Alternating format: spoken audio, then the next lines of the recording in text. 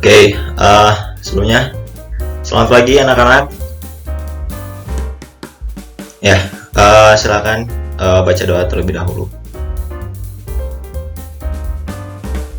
Oke, assalamualaikum warahmatullahi wabarakatuh. Oke, Bapak di sini akan menjelaskan animasi mengenai sketsa rancangan 3 dimensi ya. Nah, sketsa dan rancangan. Sketsa merupakan sebuah gambaran sederhana yang mengilustrasikan segala hal yang ada di pikiran. Bahkan seringkali di sketsa dijadikan sebuah rancangan dalam menguatkan sebuah rencana. Pada dasarnya, nih anak-anak ya, pada dasarnya sketsa itu adalah sebuah pondasi atau planning yang nantinya akan anak-anak atau kalian menggunakan sketsa ini untuk membuat suatu objek. Nah, kemudian apa sih unsur-unsur dasar sketsa? Nah, yang pertama adalah garis gitu ya. Yang pertama garis. Nah, dalam pembuatan garis bukan hanya bentuk saja yang dapat, namun tingkat kepekaan atau ketebalan garis yang bisa ditentukan. Tingkat ketebalan garis hanya tergantung pada penekanan alat tulis yang digunakan. Dalam hal ini pensil pada kertas atau kanvas. Pengaturan tingkat ketipisan dan ketebalan garis disesuaikan dengan konsep dasar pembuatan sketsa agar seluruh makna yang terkandung dalam sketsa dapat dipahami secara mudah. Pada dasarnya, garis adalah suatu kumpulan titik-titik yang nantinya digabungkan menjadi suatu garis. Nah, garis tersebut jika digabungkan dan penggabungan garis-garis tersebut akan menjadikan suatu pola atau suatu sketsa ya. Nah, kemudian unsur yang kedua adalah bidang ya. Bidang akan terbentuk dari sebuah garis ketika kedua ujungnya saling bertautan dan bertemu. Nah, sekumpulan garis ya, garis misalkan garis vertikal atau horizontal jika digabungkan menjadi suatu bidang yang nantinya akan menjadi suatu bentuk ya. Bentuk itu menjadi suatu acuan buat pembuatan objek gitu. Jadi pada dasarnya sketsa itu adalah planning ya. Nih contoh dari bidang-bidang 2 dimensi tersebut, yang tadinya lingkaran gitu kan, persegi maupun bidang tidak beraturan. Nah, penempatan bidang pada gambar sketsa yang dibuat harus akurat dan presisi sehingga bentuk yang tercipta dalam sketsa akan mudah dipahami. Oke, kemudian bentuk. Nah, kemudian susunan bidang yang saling bertemu. Nah, kan akan menjadi sebuah bentuk dalam sketsa rancangan objek 3 dimensi. Bidang yang harus dibuat minimal tersusun dari 3 bidang gitu kan. Beberapa objek dasar 3 dimensi yang dikenal diantaranya kubus, silinder, segitiga, dan bola. Sketsa merupakan objek 3 dimensi yang terlihat jika menempatkan area terang, area gelap pada objek-objek tersebut. Area gelap itu kan bisa disebut dengan shadow atau bayangan, dapat diperlihatkan dengan memberi arsiran dengan ketajaman yang berbeda-beda agar terlihat efek bayangan pada objek tersebut. Efek bayangan itulah yang menyebabkan sketsa rancangan yang dibuat menyerupai objek 3 dimensi gitu ya.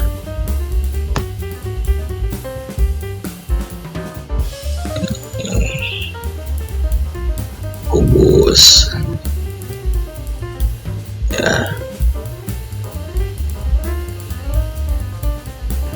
ya, kurang lebih seperti ini ya.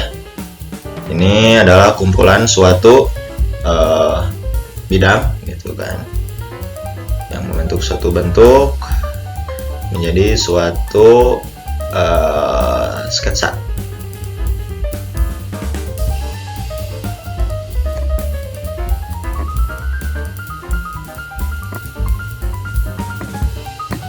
Nah, kayak gini ya. Oke. Nah, apa saja sih konsep dasar sketsa rancangan objek 3 dimensi ini? Nah, konsep dasar ini merupakan pengetahuan yang lazim untuk diketahui agar Anda dapat menghasilkan gambar sketsa yang baik. Gambar maupun sketsa rancangan yang baik adalah yang memenuhi kaidah-kaidah dalam membuat gambar gitu, yang meliputi. Biasanya konsep dasar ini yang harus diperhatikan adalah seperti proporsi gitu ya. Proporsi merupakan kesesuaian ukuran dan bentuk-bentuk dari objek-objek yang terdapat pada gambar atau sketsa. Akibat yang ditimbulkan jika kaidah proporsi ini ditinggalkan, yaitu terjadinya ketidakwajaran atau kejanggalan pada sketsa rancangan yang dibuat ya. Kemudian ritme ya, ritme atau irama. Irama adalah pengulangan dari objek tertentu maupun unsur tertentu secara teratur dan berkelanjutan. Keteraturan yang diperhatikan akan membentuk suatu kaidah tersendiri pada sebuah gambar atau sketsa menjadi sebuah unsur baru. Nah, kemudian keselarasan, harmoni. Keselarasan yang dimaksud adalah kesesuaian antara objek yang satu dan objek yang lainnya, sehingga kesesuaian objek-objek tersebut memperlihatkan keharmonisan gambar atau sketsa. Oke, kemudian keseimbangan atau balancing ya. Keseimbangan adalah kesamaan berat antara objek-objek gambar pada era yang satu dengan yang lainnya, sehingga tidak terlihat ketimpangan. Secara umum, keseimbangan terbagi menjadi dua hal, yaitu keseimbangan simetris dan keseimbangan asimetris gitu ya. Contoh untuk bangunan ini bangunan gedung misalkan. Aduh, sorry. Maaf ya.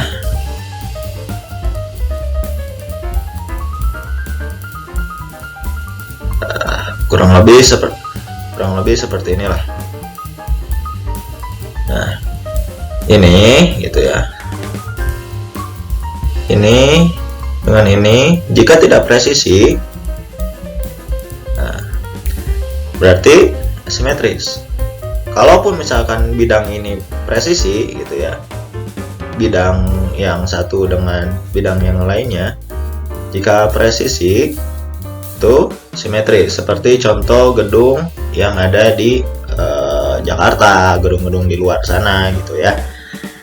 Itu contohnya, seperti bangunan-bangunan arsitek yang lainnya gitu.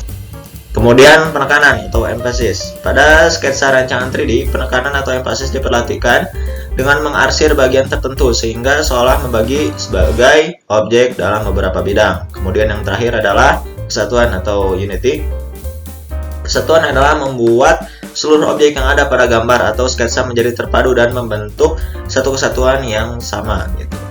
Kesalahan dalam kaidah ini akan menimbulkan kesan objek-objek yang pada gambar atau sketsa tercerai-berai atau berantakan. Jadi pada dasarnya semuanya telah dijelaskan dari poin proporsi sampai kesatuan.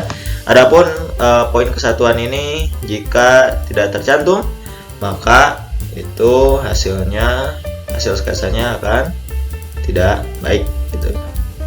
Kemudian teknik dasar membuat sketsa rancangan 3 dimensi. Nah, ada beberapa teknik membuat sketsa rancangan objek 3 dimensi, akan tetapi penggunaan dari masing-masing teknik sangat tergantung pada media yang digunakan.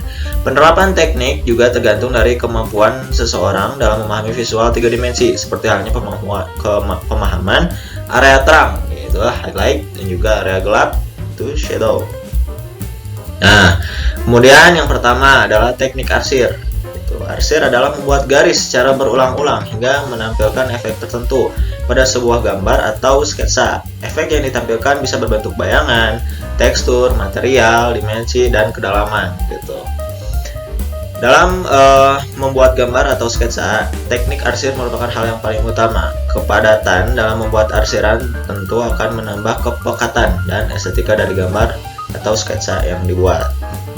Nah, ini nanti Bapak akan jelaskan bagaimana teknik arsir yang seperti ini. Nah, kemudian teknik arsir searah gitu. Teknik arsiran yang searah merupakan teknik arsiran yang paling mudah dibuat dari seluruh teknik arsiran yang ada. Cara membuat teknik arsiran ini yaitu dengan cara membuat goresan-goresan yang searah dan teratur sehingga akan terlihat barisan garis yang sejajar dan searah. Teknik arsiran ini bisa digunakan untuk membuat berbagai macam gambar berbentuk sebuah benda dengan karakteristik yang memiliki permukaan yang halus dan rata. Seperti ini contohnya. Nah, ya, itu. Ini teknik arsiran searah atau etching ya. Kemudian arsiran bersilang, itu cross sketching. Arsiran bersilang dibuat dengan cara menggoreskan garis demi garis secara bersilangan antara satu dengan yang lainnya, sehingga terlihat saling bersilangan dan saling berpotongan. Teknik arsiran ini bisa digunakan untuk menggambar berbagai benda yang permukaannya memiliki karakteristik halus dan agak kasar. Untuk membedakan karakteristik permukaan yang halus dan agak kasar dengan cara membuat goresan garis bersilangan, ya, dengan menggunakan pensil atau ujung pensil, gitu.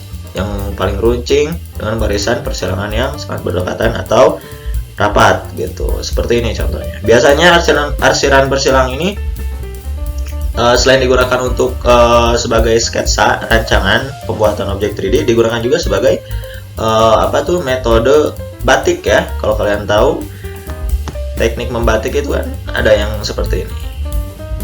Nah, itu. Nah, seperti ini ya, kurang lebih seperti inilah kalau teknik arsiran gitu. Ini tuh kalau dalam seni itu namanya seni budaya, bukan anyaman gitu ya. Kalian kalau misalkan tahu ya bentuk anyaman tuh seperti ini. Nah, seperti itu ya. Jangan lupa nih teknik searah gitu, arsiran searah hanya satu arah dan bersilang seperti ini. Oke. Kemudian arsiran tidak beraturan. Terus arsiran tidak beraturan disebut juga dengan teknik arsiran acak. Teknik arsiran ini dibuat searah acak atau tidak beraturan. Tujuan dan penggunaan teknik arsiran ini adalah membuat gambar sebagai berbagai macam benda yang memiliki permukaan dengan karakteristik kasar dan sangat kasar. Efek penggunaan teknik arsiran ini tidak beraturan adalah benda yang digambar seolah memiliki permukaan yang tidak sama ataupun tidak rata. Sebenarnya teknik arsiran tidak beraturan ini adalah contoh teknik arsiran bebas ya, gitu. Itu seperti batang pohon gitu kan. Ada yang gini, ada pun juga yang mengikuti akarnya itu ya. Banyaklah ini teknik menggunakan teknik campuran ya, teknik tidak beraturan atau teknik campuran. Oke. Kemudian arsiran bertekstur adalah teknik arsiran yang menggunakan pensil maupun pena dengan cara mengikuti alur atau bentuk kontur atau area bidang yang diarsir. Efek dari pola atau teknik arsiran berkontur ini akan terlihat gambar seolah memiliki volume. Penggunaan teknik ini bisa digunakan untuk melihatkan makhluk hidup atau membuat gambar figur manusia, hewan maupun tumbuhan ya. Kemudian teknik bergradasi. Ini tekstur seperti ini ya.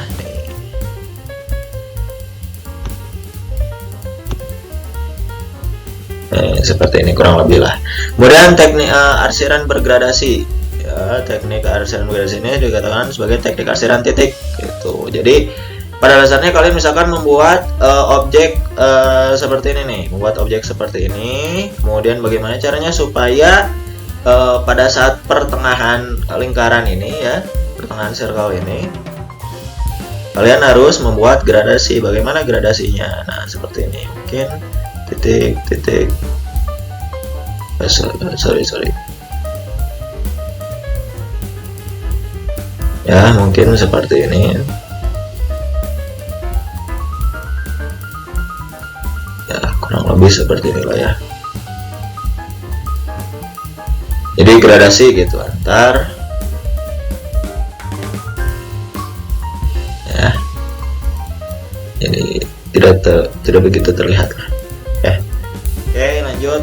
Kemudian teknik dasal. Nah, teknik dasal sama dengan teknik arsir, tapi pada teknik ini arsiran yang telah dibuat dihaluskan dengan cara menggosok dengan tangan maupun media lain. Kalau misalkan kalian tahu, teknik dasal itu adalah teknik yang sebenarnya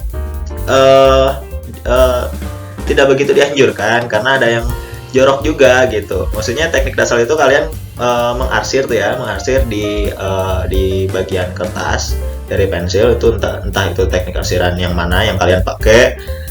Tetapi jika kalian menggunakan teknik dasal ini, arsiran itu kalian ada yang kalian colek dulu ke bagian lidah kalian masing-masing gitu ya, agar permukaan semakin basah.